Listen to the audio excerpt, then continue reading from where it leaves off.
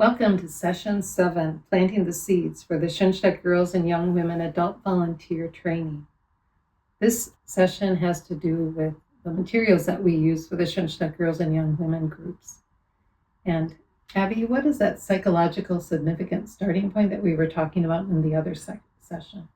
Yeah, I think it's good that we kind of review that. We were talking a little bit, if you remember, about the different forms of education, those 5 guiding stars. The last one was education through the dynamism of life, or education through a certain movement of life, and looking at the psychologically significant starting points. So it's kind of a tongue twister, but what are those points? What are those elements that are especially important or significant for an individual according to their psychological understanding of things, or also in this case especially for the human development? So what is significant and important, what is helpful to touch on, to educate towards in each of the different age groups.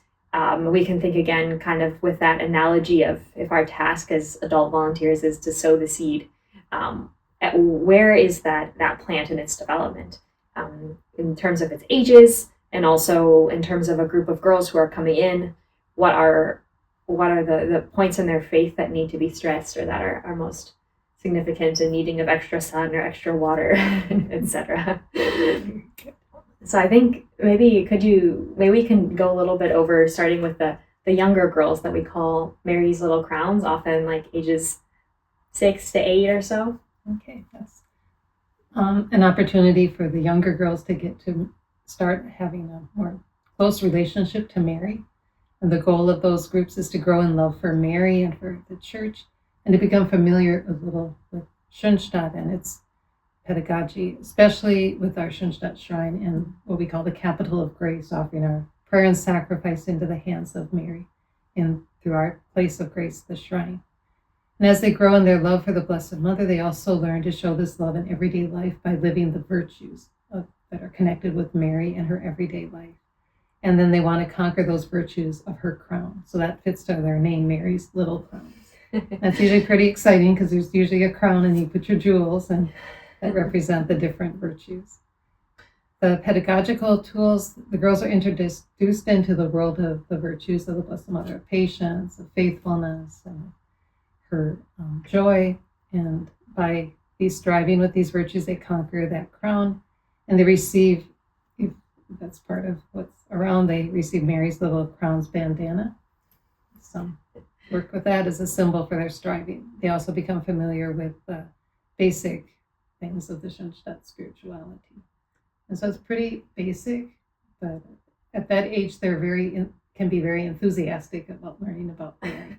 Yeah, sometimes it's kind of like, okay, I say a paragraph and then I do a game, and then I say another paragraph and then we do a craft that relates to the game, and then another paragraph, and and they love giving their insights into what they think is, even if it might be a little bit off. So yeah. They love contributing to the conversation. Yeah, sometimes I wish the teenagers would be so enthusiastic about contributing as the Little Crowns are. There are 2 books that are used. It's Mary's Virtues, and the second book is Our Marian World. And it's with the books, it isn't that you have to finish one to finish the other, but since you have the age group of 6 to 8, you might have girls a little bit mixed in those ages. And so you choose one of the books, and then if it looks like you have another group of girls around that age, and they've done the other book, then you do the other book. But it's not like you have to do both books, or you have to do them in order, but they're pretty freestanding. Yes, that is definitely correct. And then now by the time they're getting into, around 3rd, 4th grade, then we probably are starting to talk about what we call the Marian Apostles. So what are the key points of that age group, sister? Well, the Marian Apostles are invited to see how they can be an apostle for Mary and how they live their everyday life, and then being sent out, because the apostles are being sent out on a mission. And that mission is to bring that love of Jesus and Mary into their everyday life. And they look to Mary as that greatest apostle. She is the first apostle who is educated by her son. As Marian apostles, the girls want to lead all people to Jesus and Mary through their thoughts, their words, and through the actions aided through the Schoenstatt spirituality. And the pedagogical tools that are used, the girls are introduced into the grace-filled history of Schoenstatt a little more deeply, and the basic elements of the spirituality. And our founder, Father Kentenich, actually gave a talk to the Marian Apostles, and the points that are in that history are based on that, which is very nice. Already in the early history of Schoenstatt already, Father Kentenich had wisdom for that age group. And then they work through what's called the 3 M's of the Marian Apostles. And those are 3 little practices that they're invited to take up in their everyday life to show that they're these Marian apostles, these young women who want to be close to Mary. And the first M is to pray the prayer, My Queen, my Mother, every day, dedicating themselves to Mary. It's kind of the prayer we use in Schoenstatt as our reminder of being dedicated to Mary. And then the second M is to animate Holy Mass, the M for Mass. They want to go every Sunday to Mass, but not just I go to Mass, but I go to Mass because I love Jesus and I want to be close to him and to his church.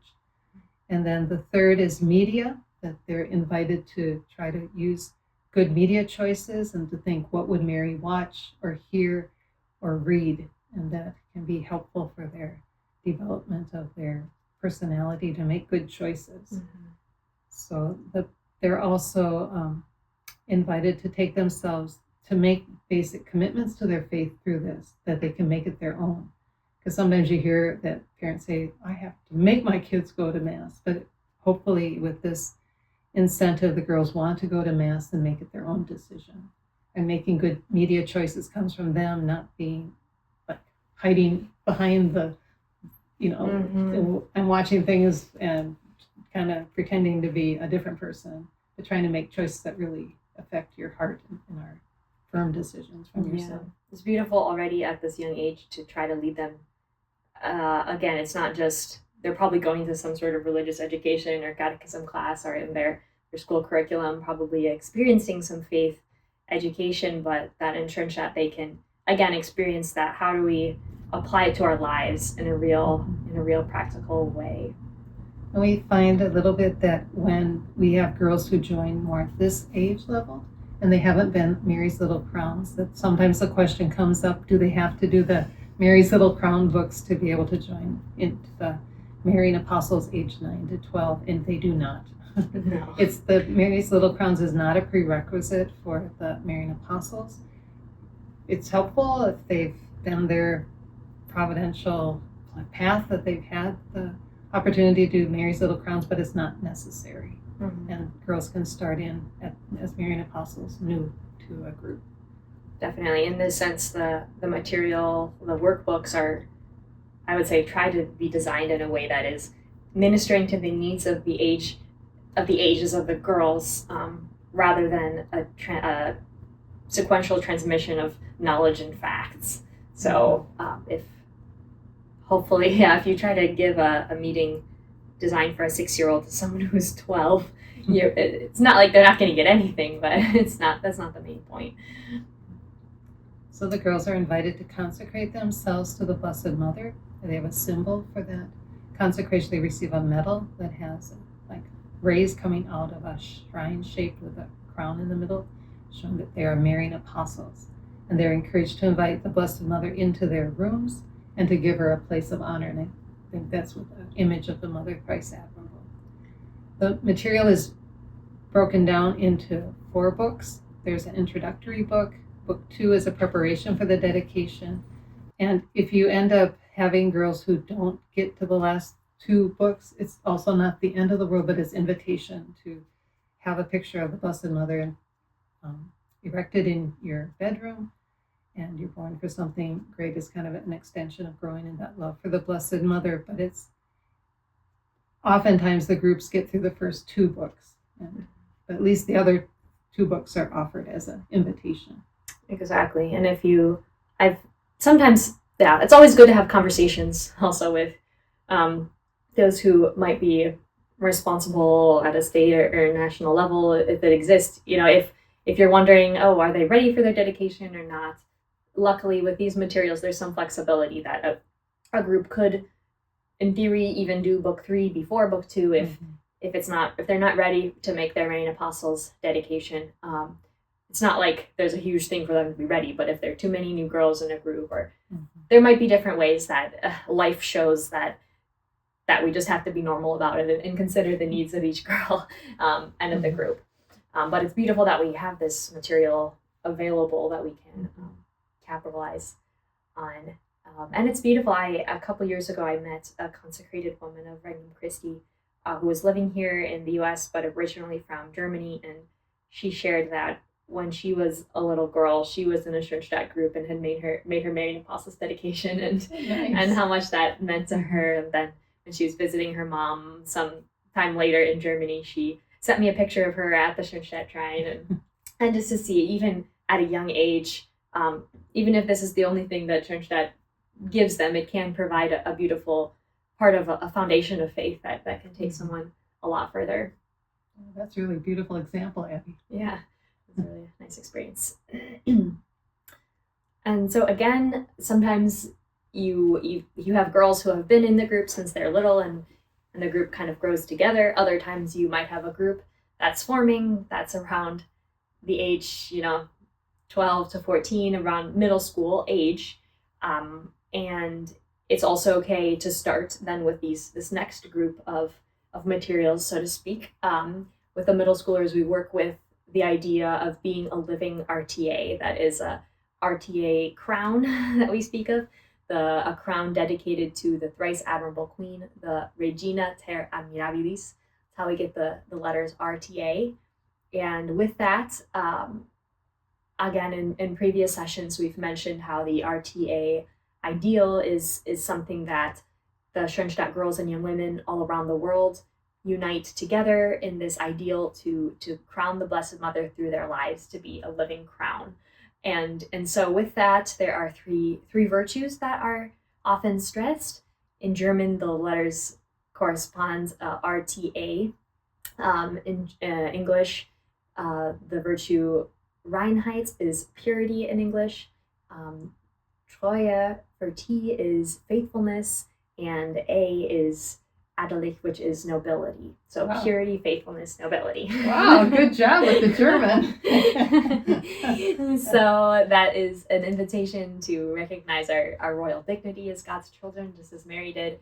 And for that reason, then, the girls strive to also spiritually conquer this crown by looking at their relationships. And so we have 4 books that cover different spheres of relationships that really correspond to how Schoenstatt educates in the form of everyday sanctity, how we can bring our faith into our daily life, as we've spoken about so much before. And so those 4 relationships include that relationship or that attachment to God. Who is God? What is the image of God that I have? My relationship with Him. Then to myself, what is my relationship to self? Then also, what about to those around me, friends, family, school, also to boys, which around this middle school age starts to sometimes become a topic of fascination. And then also to things, to my possessions, to the way that I relate to my responsibilities and to the world around me.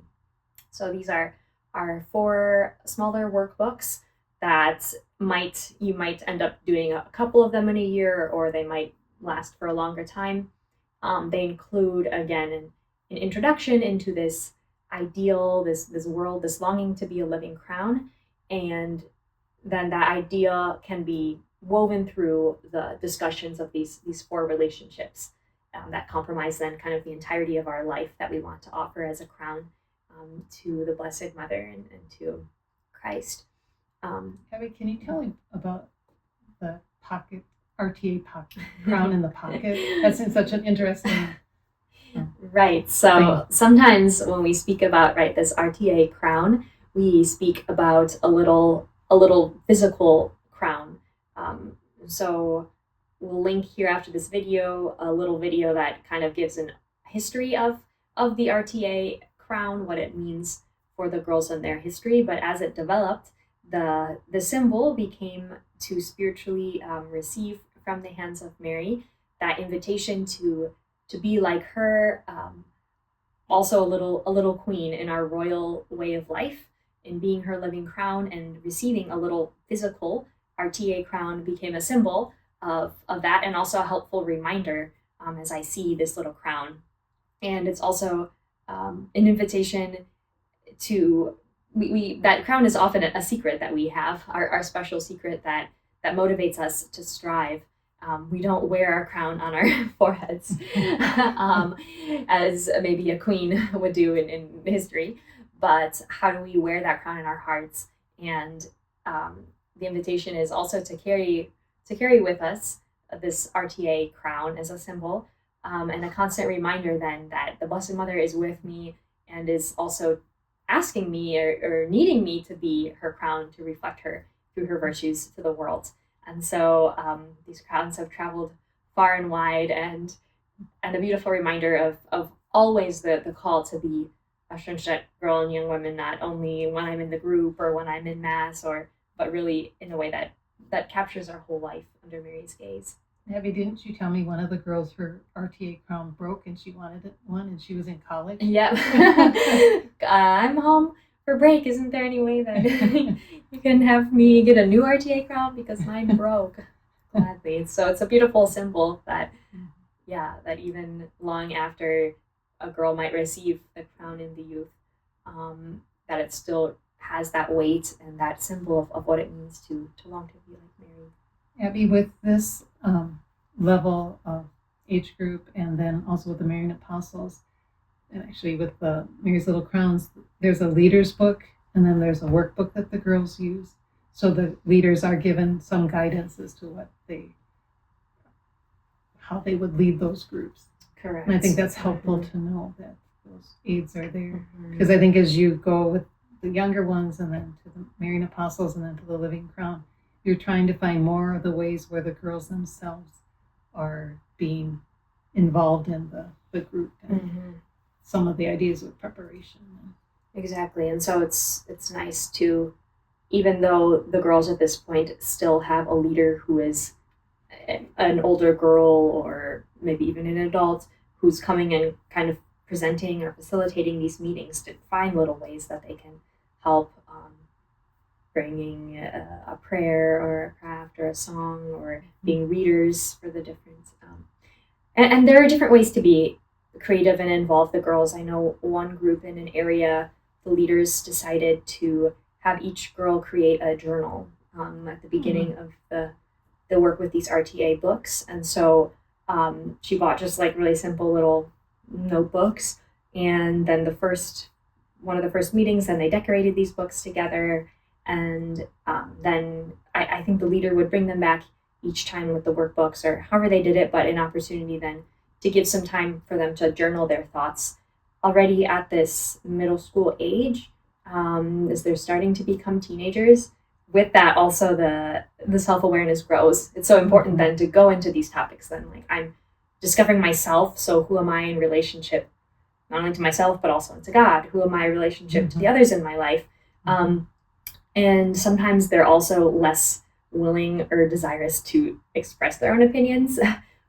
But if you give them a pause, if you maybe one of the more significant questions in the discussion, give them even a minute or two to think about it and to write an answer in their journal, and then ask if anyone would share, then they might be more likely to share. I've also, with this age group and with teenagers, depending on the topic, sometimes I hand them out little papers for a question that I want to hear their participation really, and I have them write it down and collect them anonymously in a basket, and then I look through the answers and read and comment on them, and sometimes that makes them feel more free to say what they really think, and also then edifies them of, wow, what I did say is important and and worth mentioning. So those are really helpful tools, I find. And then also with the journal method, it gives an opportunity for them to look back and see, oh, I do have thoughts. These are my thoughts, and add to them with time.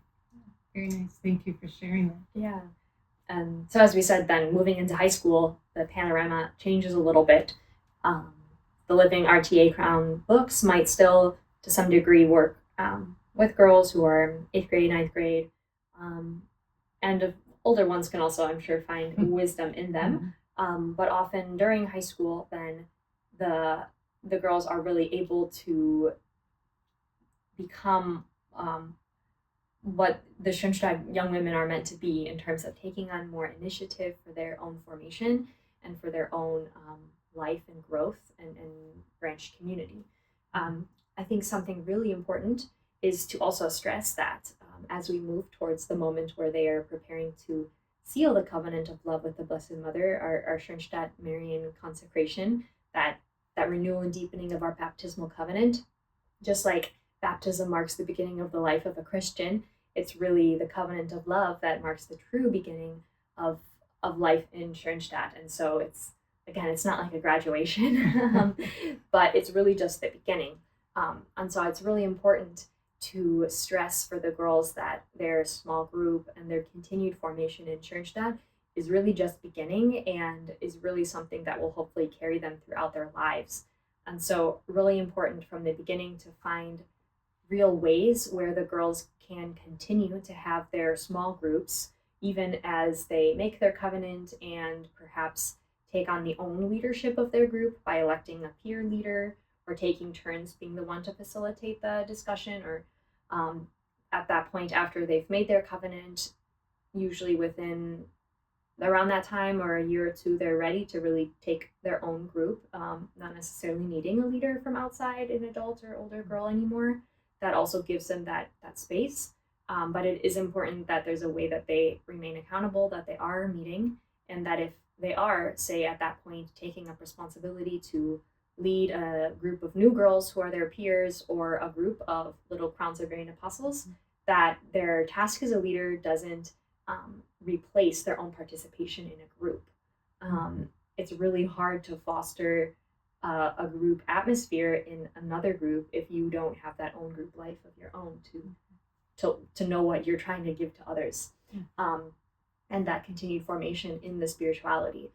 So really the participation in their own group is kind of like the highest priority. It's not entirely a requirement, but it is something that really makes the difference in their own growth and their own understanding why they're taking on these leadership tasks.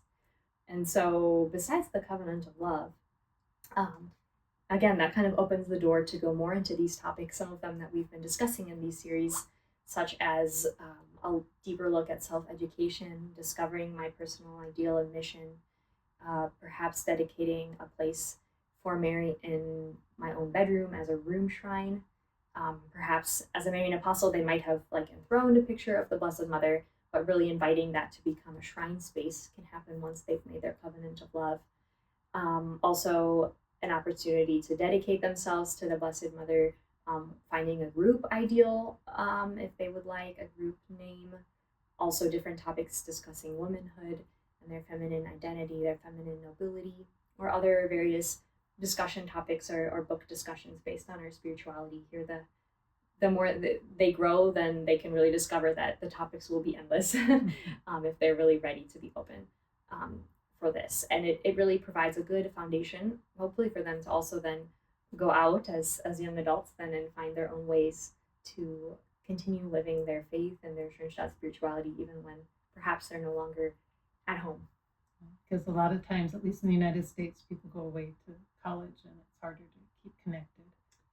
So it's kind of helpful to at least find creative ways to continue to be connected to Schoenstatt.